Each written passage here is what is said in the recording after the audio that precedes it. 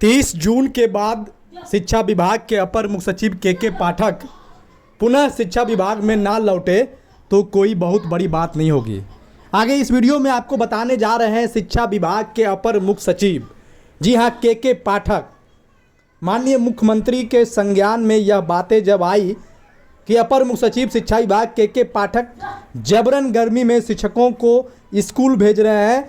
शिक्षकों को ही नहीं, बच्चों को भी गर्मी के मौसम में सुबह 6 बजे से 1:30 बजे तक स्कूल में रहने के लिए मजबूर कर रहे हैं, जिसके बाद बिहार के सरकारी स्कूलों में पढ़ने वाले बच्चे बेहोश हो रहे हैं, काल के गाल में समा रहे हैं। शिक्षक आते जाते स्कूल के क्रम में मर रहे हैं। तो फिर क्या हुआ, माननीय मुख्यमंत्री ने फटकार लगाया और फटकार के बाद अपर मुख्य सचिव शिक्षा विभाग पाठक साहब नाराज हो गए।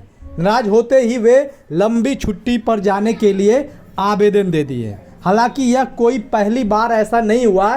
पाठक साहब पहले भी अपनी नाराज़गी व्यक्त करने के बाद लंबी छुट्टी पर जाने के लिए आवेदन दिए थे, जिसे माननीय मुख्यमंत्री नीतीश कुमार जी ने अस्वीकृत कर दिया था।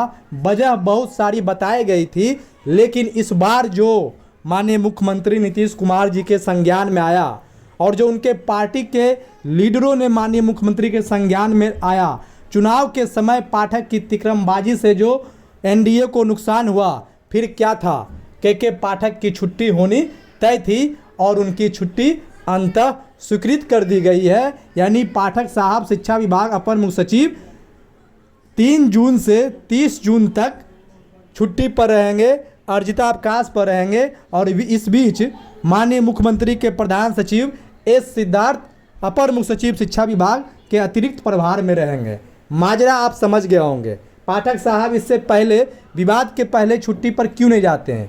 जब कोई विवाद होता है, जब माननीय मुख्यमंत्री के संज्ञान में कोई बातें आती है, जब मीडिया ट्रोल होता है, जब सड़क जाम होता है, जब स्कूली बच्चे सड़क पर उतरते हैं, जब शिक्षकों के परिजन हो हल्ला करते हैं, तब जाकर बातें माननीय मुख्यमंत्री के संज्ञान में आते हैं। और संज्ञान में आने के बाद पाठक साहब नाराज हो जाते हैं और नाराज होने के बाद लंबी छुट्टी पर चले जाते हैं।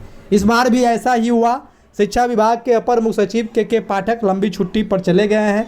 3 जून से लेकर 30 जून 2024 तक छुट्टी पर रहने की बातें बताई जा रही है। वे लौटेंगे या नहीं लौटेंगे, इस पर अभी कार्यालय जो है सरकार का वो चुप्पी साधे हुए है, क्योंकि जनता में जिस तरीके का क्रेज अपर मुख्य सचिव शिक्षा विभाग को लेकर बनी, वो खत्म होते हुए भी देर नहीं लग रही है। जिस तरीके से सरकारी स्कूलों में पढ़ने वाले गरीब बच्चे बीमार हुए, गर्मी में परेशान हुए, मौत के मुंह में समा गए, सिर्फ बच्चे ही नहीं, शिक्षक भी कई दर्जन जो है मौत के मुंह में समा गए।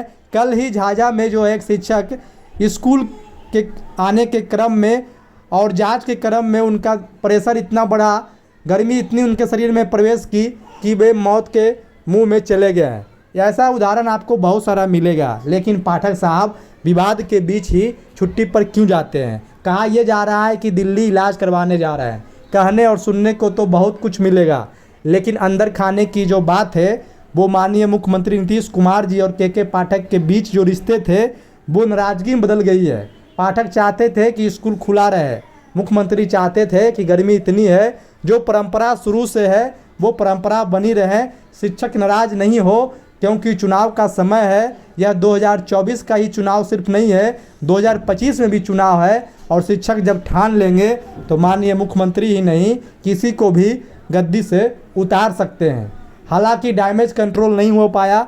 लोकसभा चुनाव में जमकर शिक्षक और शिक्षक के परिजन एनडीए के विरोध में वोट किए और नीतीश कुमार को क्या क्या नहीं बोले। पाठक को तो बोलते ही है, लेकिन नीतीश कुमार को भी शिक्षक परिजन और गार्जियन जमकर सुनाए। शेखपुरा में रोड जाम किया गया, झाझा में सड़क जाम किया गया शिक्षक की मृत्यु होने के उपरांत, जिसके जिम्मेवार अपर मुख्य सचिव शिक्षा विभाग के पाठक को बताया गया। तो क्या पाठक साहब फिर 30 जून के बाद शिक्षा विभाग में लौटेंगे? सवाल सबसे बड़ा है। लेकिन इस बीच सक्षमता परीक्षा 1 की पोस्टिंग कैसे होगी? विद्यालयों में जो शिक्षक पास कर विद्यालयों में जाएंगे उसके विद्यालय आवंटन कैसे होंगे? सक्षमता 2 परीक्षा का आयोजन का भी घोषणा हो गया है। सेकेंड वीक थर्ड वीक में सक्षमता परीक्षा आयोजित किए जाएंगे स्टेट परीक्षा समाप्ति के बाद। तो फिर इन सब कार्यों को देखेगा कौन? तो सवाल आपका बना है, लेकिन आपके सवाल का जवाब लेकर, सटीक जवाब लेकर बहुत जल्द हम लौटेंगे। लेकिन उससे पहले बता दें कि अब शिक्षा विभाग मुख्यमंत्री कार्यालय के अधीन चला गया है। मुख्यमंत्री के जो प्रधान सचिव है एस सिद्धार्थ साहब, वे अब शिक्षा विभाग के नए एसीएस के प्रभार में हैं। जब तक पाठक साहब लौटते नहीं हैं और चीज़ें स्पष्ट नहीं होती है, तब तक धैर्य से रहे। और फिलहाल शिक्षकों और बच्चों को राहत है। हो सकता है 3 जून से 4 जून से शिक्षकों के लिए भी विद्यालय बंद हो जाए और नया आदेश आ जाए। तो देखिए आगे आगे होता है क्या। बने रहिए टीचर जंक्शन यूट्यूब चैनल के साथ। चैनल पर यदि पहली बार आए हैं तो चैनल को सब्सक्राइब कर बेल आइकन दबाएं। बहुत बहुत धन्यवाद। नमस्कार।